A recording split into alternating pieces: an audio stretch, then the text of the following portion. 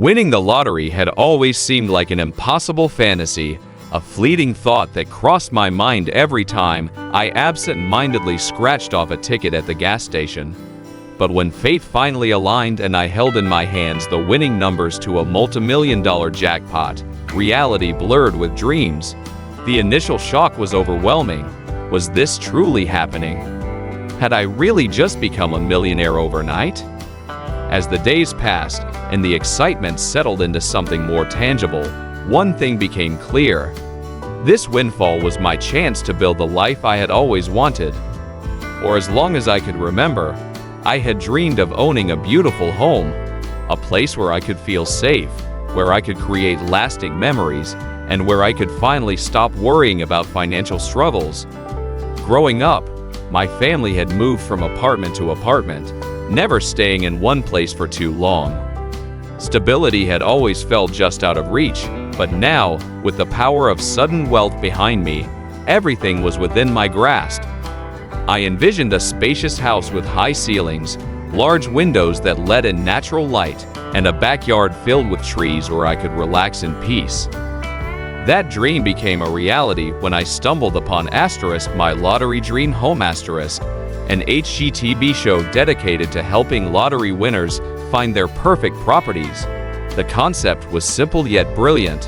Host David Bromstad would guide each winner through a selection of stunning homes, offering insights on renovations, layouts, and hidden details that might otherwise go unnoticed. It was more than just entertainment. It was a lifeline for people like me who suddenly found themselves navigating the complex world of real estate without prior experience. The show provided structure, expertise, and reassurance in a situation where so much uncertainty loomed. When I received the call confirming that I had been selected to be featured on the program, I knew I was one step closer to turning my vision into reality. When the day finally arrived to tour my potential dream home, I was filled with anticipation. David Bromstad greeted me with his signature enthusiasm, his energy instantly putting me at ease. As we pulled up to the first property, my breath caught in my throat. This wasn't just any house. It was a masterpiece. The exterior was a blend of modern elegance and classic charm, with sleek lines, pristine landscaping, and a grand entrance that hinted at the wonders inside. The driveway curved around a manicured garden, leading to a set of double doors framed by elegant sidelights that promised a world of luxury beyond them. Stepping inside felt like entering another realm. The foyer opened up into a vast living space, bathed in natural light pouring through floor-to-ceiling windows. The ceilings soared above us, adorned with intricate moldings that added a touch of sophistication. To my left, a gourmet kitchen gleamed with top-of-the-line appliances, custom cabinetry, and a massive island that looked like it belonged in a five-star restaurant. Every detail, from the marble countertops to the built-in wine rack, spoke of refinement and comfort. As we continued through the home, I marveled at the seamless flow between rooms. The dining area was spacious enough to host gatherings, while the living room featured a fireplace flanked by bookshelves that gave the space a warm, inviting atmosphere. Upstairs, the master bedroom was nothing short of breathtaking. The bed faced a private balcony overlooking the lush backyard, complete with a sparkling pool and an outdoor lounge area that looked like it had been plucked straight from a resort. The ensuite bathroom was a sanctuary of its own, boasting a freestanding soaking tub, a rainfall shower, and a walk-in closet that rivaled some apartments in size. This house had everything I had ever imagined, and more. It wasn't just a home. It was a sanctuary, a place where I could finally feel secure and at peace. As I stood in the center of the living room, taking it all in, I couldn't help but smile. This was it, the beginning of a new chapter in my life. Despite the house's undeniable beauty, there was something unsettling about it, an inexplicable feeling that lingered beneath the polished floors and pristine walls. At first, I convinced myself it was nerves, the natural anxiety that came with making such a monumental decision. But as I explored the home further, small inconsistencies began to stand out. There were strange sounds at night, soft creaks, and distant echoes that didn't seem to match the settling of an old house. The temperature in certain rooms fluctuated unpredictably, even though the HVAC system was state-of-the-art.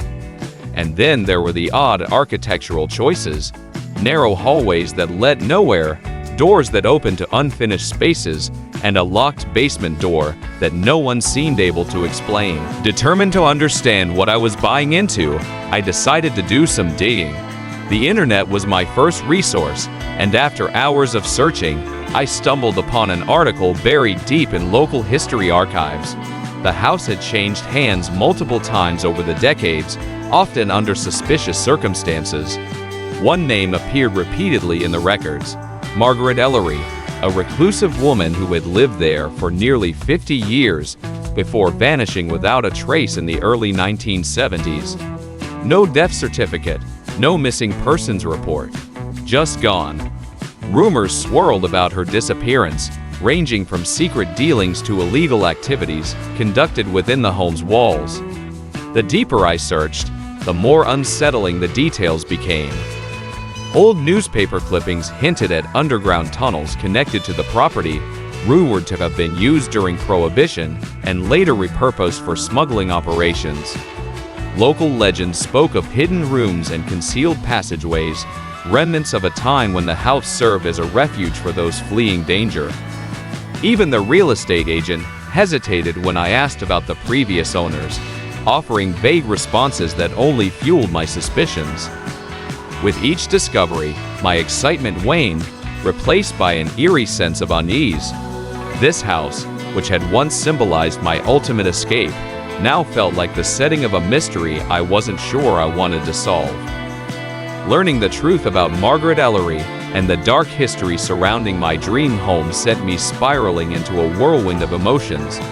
The house I had once seen as a beacon of hope now felt tainted by secrets I couldn't ignore. Sleep became elusive, haunted by visions of Margaret wandering the halls or disappearing into the hidden passages beneath the foundation. I found myself questioning whether I should proceed with the purchase at all. Was I willing to live in a place steeped in mystery and tragedy? Could I truly call this house my home knowing that someone had vanished within its walls? Guilt gnawed at me. Winning the lottery had been a miracle, a second chance at life, but now I wondered if I had inherited more than just a fortune. Had I unknowingly stepped into someone else's unfinished story? The weight of Margaret's past pressed down on me, making every decision feel heavier. I replayed conversations with the real estate agent, wondering how much they had known and whether they had deliberately withheld information. The thought that I might be complicit in erasing Margaret's legacy unsettled me. If no one had pursued the truth about her disappearance, was it now my responsibility to uncover it? Fear crept into my daily life. I avoided certain rooms, particularly the study where Margaret had spent most of her time, and I kept the lights on longer than usual, as if they could ward off whatever lingering presence might remain. Even the familiar sounds of the house took on a sinister edge: the creak of floorboards, the rustling of leaves outside, the occasional tapping in the attic. What had once felt like a sanctuary now carried an air of suspense, leaving me constantly on edge. Yet beneath the fear and doubt, a deeper question remained. Should I walk away, or did I owe it to Margaret, and to myself, to uncover the full truth? Determined to uncover the full truth, I returned to the house with renewed purpose. Armed with historical documents, old newspaper clippings, and a growing sense of responsibility, I reached out to local historians and genealogists who had studied Margaret Ellery's disappearance.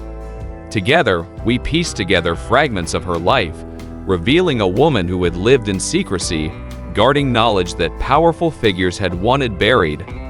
Through meticulous research, we uncovered blueprints of the house that included previously unknown underground tunnels, passages that had once served as safe routes for those escaping persecution.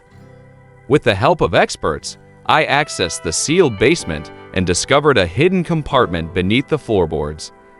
Inside, I found Margaret's personal belongings, journals, photographs, and coded notes detailing her involvement in a network that protected whistleblowers and dissidents. Her final entries hinted at a meeting she had planned before her disappearance, one that likely led to her untimely end. Though her fate remained uncertain, the evidence suggested she had sacrificed herself to protect the truth. Rather than erase her story, I chose to honor it. I worked with local historians to establish a small museum within the house, preserving Margaret's legacy and ensuring her bravery would not be forgotten. The house, once shrouded in mystery, became a tribute to resilience and justice. In doing so, I found peace, not by ignoring the past, but by embracing it.